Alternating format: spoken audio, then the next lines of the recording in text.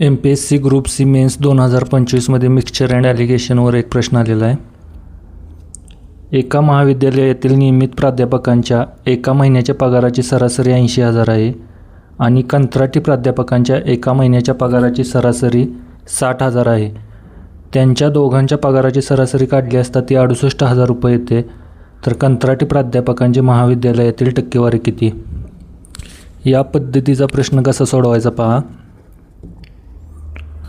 Mixture and ॲलिगेशनची पहिल्यांदा मांडणी करून घ्यायची. यामध्ये नियमित प्राध्यापक आणि कंत्राटी प्राध्यापक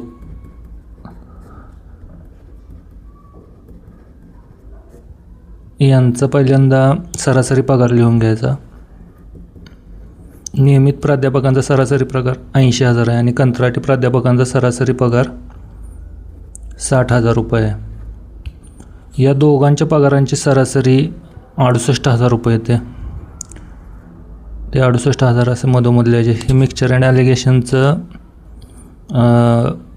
मांडणी आहे. त्यानंतर काय करायचं, ह्या 80,000तून 68,000 वजा करायचे, 12,000 आणि 68,000मधून 60,000 वजा करायचे, ते एक या ठिकाणी लिहायचे 8,000. असं केल्याने आपल्याला नियमित प्राध्यापक आणि कंत्राटी प्राध्यापक यांचं गुणोत्तर या ठिकाणी आपल्याला डायरेक्ट मिळतं. म्हणजे 8,000 ॲज टू 12,000 म्हणजेच 8 ॲज टू 12 म्हणजेच 2 ॲज टू 3.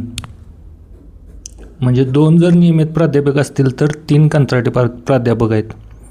म्हणजे 5 पैकी जर 3 हे कंत्राटी प्राध्यापक असतील तर 100 पैकी किती? याची टक्केवारी आपण अशी काढतो. 5 एके 5, 5 दुनी 10, 20 गुणिले 3 बरोबर 60%. म्हणून याचं उत्तर आहे 60%.